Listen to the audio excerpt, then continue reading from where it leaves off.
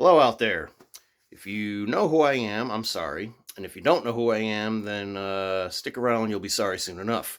I'm kind of getting around to uploading to this channel after a long dormant period. I got something kind of fun to talk about, so I'm here in my basement dungeon. Not that anyone really needs to know or care about all of that stuff. I'm not trying to show off, but if you can see behind me, there's all the trappings and clutter and junk of a lifelong tinkerer, hobbyist. I've been fixing things, tearing things apart, repairing, repurposing, resurrecting, restoring my whole life.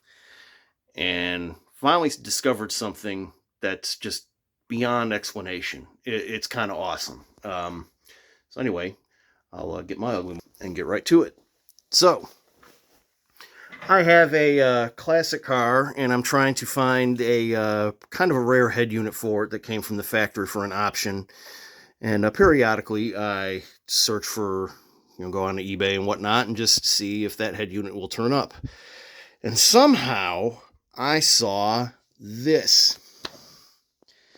And you may be thinking, okay, that's kind of a weird looking, hey, what's that interesting white cube to the left? And no, your eyes do not deceive you.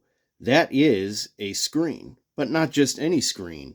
It is a CRT tube from, the olden times, the Stone Age, pre-LCD, pre-plasma, pre-flat screen era.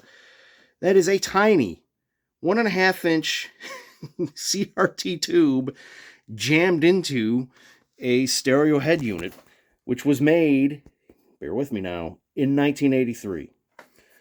Now, I discovered the picture of this as a sold eBay listing. I was like, what the heck am I even looking at?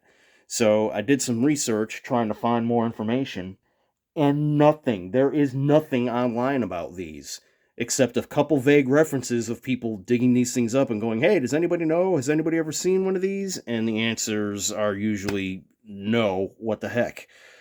So anyway, I would love to have some supplemental materials. Those may come later. I don't do videos very often, so bear with me. I'm just doing this on a phone. I don't have time for all the editing and tripods and multiple takes and all that other stuff that comes with a full-time or even dedicated part-time YouTube hobbyist. But I do want to discuss this thing because it is amazing. So, kind of a rare unit. I found one that was listed as a non-working parts unit. I made the guy an offer, he accepted, and I got it for, let's say, for not much more than a functional head unit for the car that I'm actually, trying to source. So, all in all, pretty fair deal.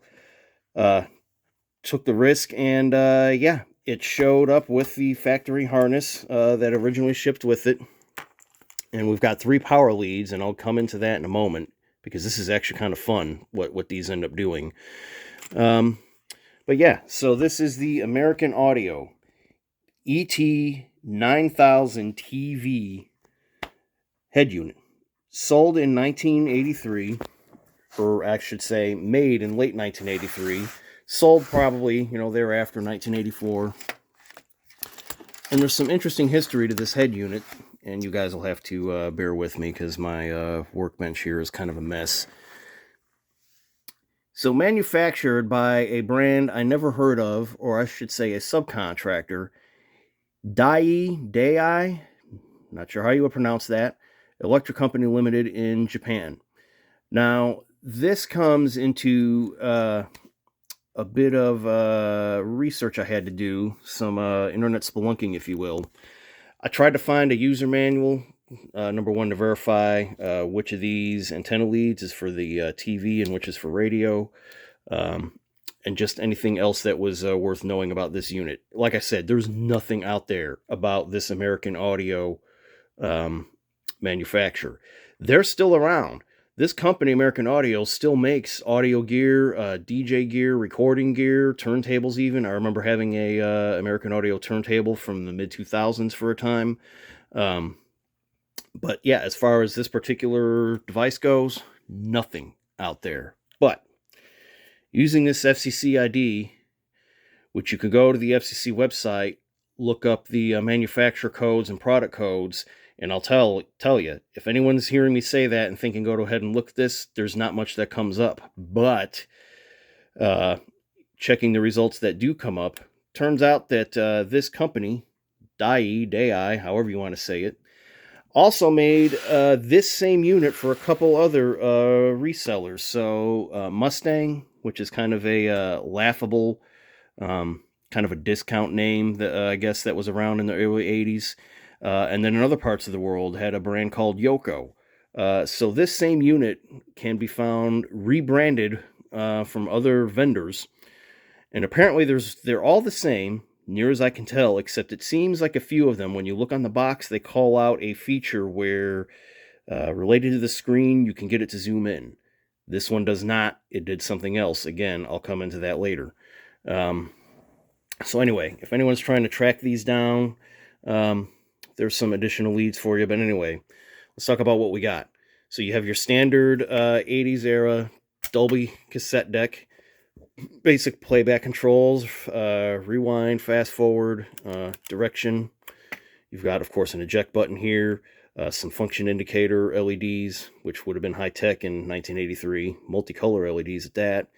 You have your clock display, time set, and I've pulled off these knobs. They shipped with it. I pulled them off so I could take this apart to investigate it, and they're difficult enough that I've left them off because I'm not done with digging in the innards of this.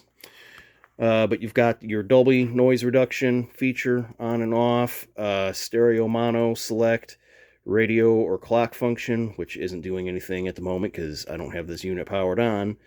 And then you get to the party feature. You've got your 1.5-inch square 4:3 ratio flat panel. Yes, it is a flat tube TV screen. So you have, FM AM, of course, for the radio. But here's where you select, do you want tape and radio or TV? And if you are using a TV, do you use UHF or VHF? And depending on one of those, you have your TV tuner up here. So you have volume and tone control here, tuning and balance over here. This is, of course, main function for the unit. This is radio and tuning, and this is TV tuning. I need to take a breath. I don't do this very often. All right, so up top. Now, this is something very interesting that I discovered. Fortunately, the vendor was kind enough to supply a wiring diagram on the unit with some basic instructions on the bottom. For all the money you spend on name brand OEM, I'll just switch around. I've bought Sony radios, Pioneer, Kenwood. I've had all those come through my hands, secondhand. I'll find them or people giving them to me to fix, and they never have instructions on them. And you think, well, it's car stereos. How hard can it be, right? You got basic power, ground, accessory run, and then speaker leads. But sometimes it's not exactly obvious, especially if there's goofy features with some of these things, that they're meant for external amplifiers or different supplemental speakers or other power features, right? So it's kind of interesting to me that the budget fly-by-night bothered to put some basic wiring and instructions on their unit where the big OEM guys don't. So shout out to that. Now the interesting thing here is you see all these warnings, and this became a key clue later on. Of course, you have your standard, don't open it.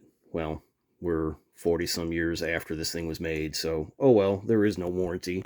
But then you have, states laws may restrict use of the product because it is against the law and dangerous for a television to be on so the driver can view it. And, abilities of 1983, right? Don't turn on your black and white television head unit. And I'm trying to flip. Don't turn this thing on when you're going down the road. Little did anyone in 1983 know that we'd have cars whose entire dashboards, let alone center eyepiece, but glorified tablet and laptop screens, which I don't guess it's out of the box a feature where you could play videos on those, but let's be honest, they're all distracting. They're all terrible. I hate touchscreen UIs, and most folks in the car community do as well. But anyway, I'm digressing. Bear with me. So, keep that in mind, this little warning, because this became key to getting this thing woken up. So I'm going to take the cover off. Let me set this down for a moment. Oh, I had the screws removed here to make this easy, but it's still a two-handed job. And whoops, I now realize I forgot to remove the strain reliefs off the back of the chassis. So, hey, welcome to Single Take YouTube, folks. Like I said, I am not a professional. I have way too much other things to be doing with my time. No disrespect to those who've made fame and fortune from the YouTube bracket, but that is not me. I'm a family man. I got two wonderful daughters. I have a job that drives me insane. I have plenty of hobbies that I choose to drive myself insane with. And then stuff that just pops out of nowhere to keep me busy, where folks ask me to fix their stuff. Or just like today, where my wife's car decided, you know, it's 15-year-old or, yeah, 15-year, oh my God, the thing is that old. 15-year-old starter blew up tonight. But I'd already planned to do this, so I can replace that starter later. Anyway, look at this thing. Look at this thing. Look at how much they crammed into this in 1983. It's astounding. So, right off the bat, I mean, yeah, you've got your big gaping maw of a typical 80s cassette deck with a nice Canon motor, right? So not some generic garbage parts. And that's one thing that surprised me. A lot of folks, those vague postings where people asking about this unit, you know, has anyone ever seen one? Did anyone ever have one? And there's a lot of references to, yeah, it was the J.C. Whitney catalog. They sold a bunch of junk. It didn't look very high quality. This thing is very high quality. The tolerances for all these buttons and features, you've got chrome trim and inlays here. Everything fits nice. Everything moves well.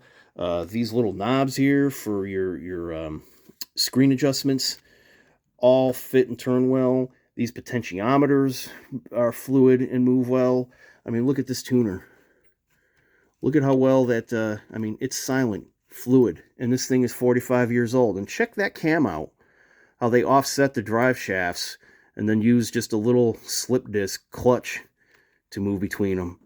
And it's silent. It's beautiful. I'm just fascinated with how this thing was built. Other commentary, and you know what? It appears... oh, God. This is Single Take YouTube, right? Am I holding my phone upside down? I probably am, right? Whoops. Let's turn it around. Yeah, so anyway, sorry for that, folks. I guess it doesn't matter which way you were looking at it. My narration was the same. Anyway, here is the party piece. Now, this faceplate is actually kind of difficult to remove. I'd still have to take the screws off, and there's a metal ring on the inside that clamps onto this on the face of the tube for ground. I'm not going to fiddle with that now.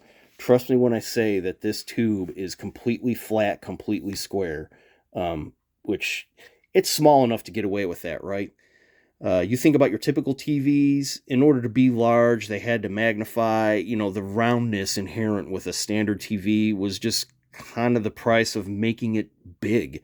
You know, technology improved, of course, through the 80s and 90s and 2000s, but yeah, who'd have thunk if you wanted just a small basic screen, it could be flat. So flat tube TVs were not necessarily a new innovation that came around in the late 90s and 2000s. They were around. It was just the size that, you know, made those rare. But yeah, back to my original point. There is so much crammed into this. So you've got your flyback transformer for the tube right here. You have the TV tuner is this section. I believe, yes. The tuning boards are here for the TV. This is the radio back here. And yeah, you've got some fish paper insulators wedged in. It's just jam-packed. Again, it's a thing of beauty. And it's crazy just to think that someone went through all this trouble to engineer this 40, close to 45 years ago. So anyway, how does it work? Well, I'm glad you asked, because all I need to do, I could turn this on. Let me go back off the TV. So yeah, I don't have an antenna hooked up right now, and I'm afraid the only station that actually tunes in plays horrible modern country music. But I've tested all the features. I've only got one benchtop speaker clipped in with test leads, but both channels are working. So the balance seems to work, all that. This tape deck hasn't run, I don't know, ever. I don't know the history on this unit, but I popped the tape in there, and aside from some head adjustment that I believe is necessary, because you could hear some track bleed over, perfect pitch, perfect speed, no noise, silent. I mean, it sounded great. And I've bought a few OEM automaker head units with cassettes, cassette decks, and I've had to replace belts and make adjustments, and they still sound like crap. This thing, perfect. So anyway, so you've got your stereo mono. Again, don't have a good signal coming in right now. Band selection. Does anyone even care to see that demonstrated? I don't guess so. Why am I over here. Yeah. So you can see the band selector change. And this is actually kind of neat. You do have digital tuning, but it's manual. But it will help you lock in your station. Those old bar graph ones could be kind of annoying. All right. But anyway, enough talk about all that. You're all here to see the TV. So, let me set this down. And,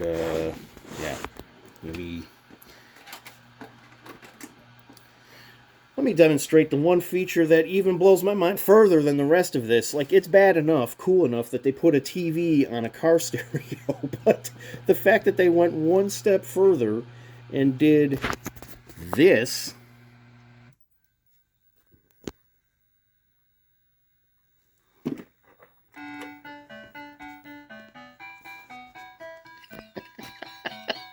I'm sorry, I'm chuckling. I can't not, because, for those of you keeping score at home who know what this is, that is a 1981 Atari with a Frogger cartridge. This is the RF cable coming from that Atari, going into this same radio, right? Because it wasn't just enough to have a car stereo with a TV. They decided, hey, if we're going to do all that, why not have an input jack for a VCR? Now, this is, for any one of you who are younger, I'm an old graybeard, so yeah, I'm an old guy, whatever, it doesn't matter. But for any of you who are younger and may have seen VCRs and are, okay, vintage, VCRs are coming back, they're going through a phase, you grew up with a tape deck, whatever. VCRs were never small, right? I mean, a cassette, a VHS cassette was as this thing, relatively speaking anyway. A 1983 VCR was huge. It was like a briefcase, and heavy. So I've got a phone from 1899 or 1903 or something here that I'm messing with. And yeah, an old VCR was as big as that and sucked a lot of power, which you weren't necessarily going to get from your cigarette lighter in your car. So the fact that they designed this feature to plug in something this size to watch your VHS tape or even record from this, it's an RF jack, so it can go allegedly both ways, blows my mind. I cannot believe anyone thought that was necessary, and much less went ahead and did it. And for anybody who wants to see, let's see, can I actually do Pixel Frogger?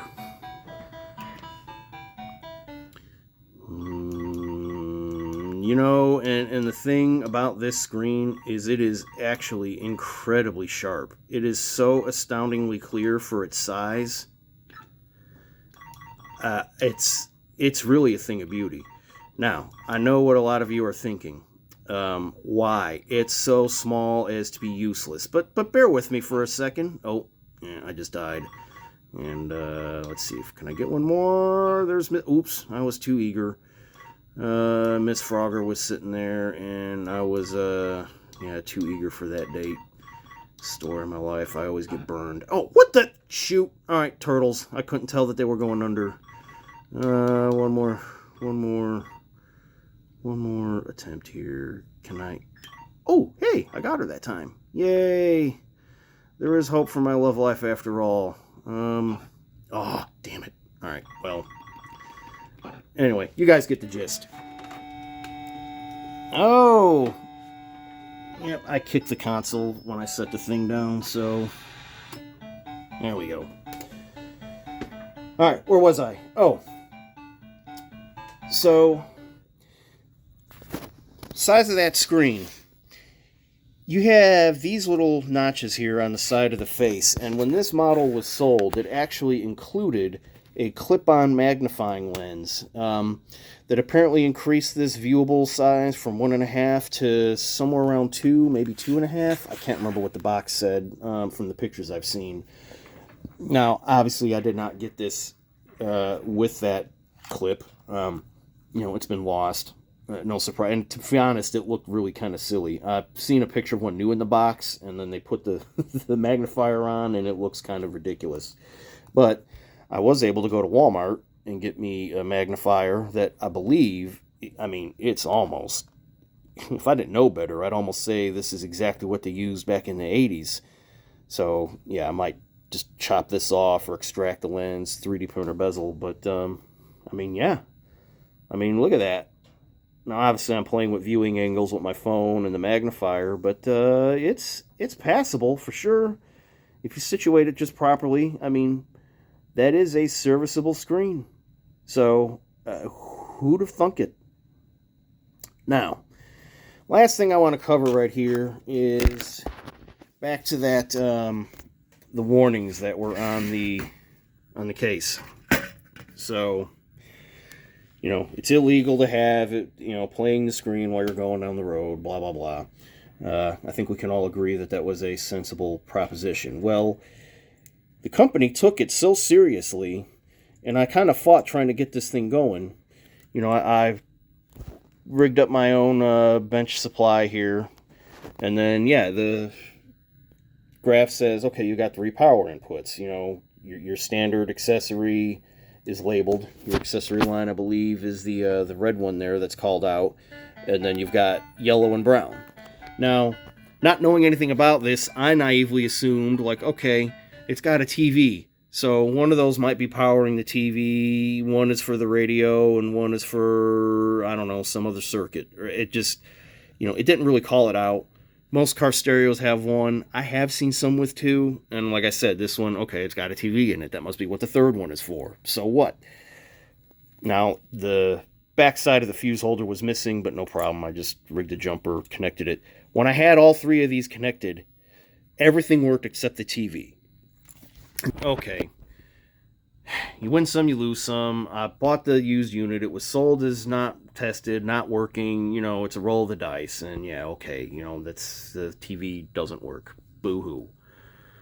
Then I did some digging and did some thinking. And yeah, some of the other forum posts, the Mustang version, the Yoko version, there was one person who said that, yeah, they built a defeat circuit in here. So if you have all of these plugged in, it defeats the power if you have the car running. And it's like, oh my gosh, that's genius. Because yeah, they're warning you about it, but they're trying to be serious. So yeah, literally, it ends up being the brown one. As you see, it's disconnected. Even though it says to connect that to power, if you do, and you run the car is in run position, not accessory, but on, the TV does not work.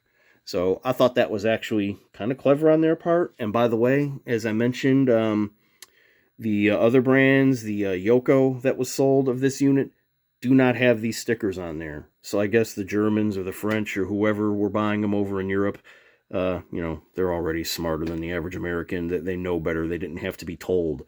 But as far as I could tell, the same unit did have the defeat wire. So, yeah, maybe they had to learn the hard way. So, anyway, there you have it. This thing is amazing.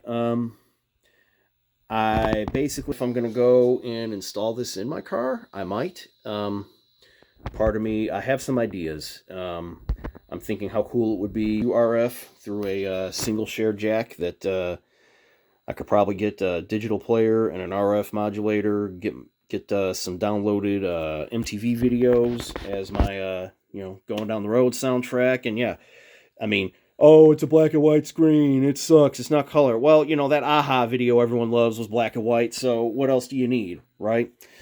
Anyway, this is 26 minutes long. And yeah, if there's one thing I know how to do, it's ramble, even though I have a face for radio and a voice for print. So, yep. Remember at the start when I said if you didn't know me, you'd be sorry? Well, there you go. Apologies. But anyhow, thanks for listening to me ramble. I just had to share this. Like I said, there is nothing about them out there. So I think there is a video on YouTube. I will acknowledge. I think it's a Portuguese or Spanish, you know, somebody in another part of the world going through one of these. But yeah, I don't speak that language, and I don't know. He probably did a better job than me. Got right to the point and stayed there. But yeah. So anyway, single take. Name's Tony. Don't know if I'm going to get around to one of these ever again. But I figured, hey, it's not very often that I come into something somewhat unique and original that's not out there. So I figured I'd give it a shot. And yeah, it's not like I don't have a lot of other crap I could talk about or, you know, expose. I got talking clocks and regular clocks and just, I don't know. I'm an idiot. I just do this to myself. But anyway, that's enough from me. Thanks again for watching. If you have any comments, I would love to hear them. And yeah, if I ever get around to doing another one of these, you'll be sorry. So thanks again for watching.